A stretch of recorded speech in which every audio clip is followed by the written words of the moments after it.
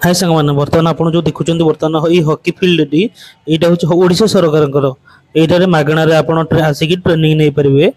यहाँ हूँ 8 वर्ष रु 18 वर्ष पर्यंत समस्त बॉयज और गर्ल्स मानी यहाँ ट्रेनिंग सेंटर खोली। यही जगहटी आमर भुवनेश्वर पोखरीपुर ठारे अवस्थित हॉकी ट्रेनिंग सेंटर भुवनेश्वर। यहाँ मागणार प्रशिक्षण आपण मैंने नहीं पारे।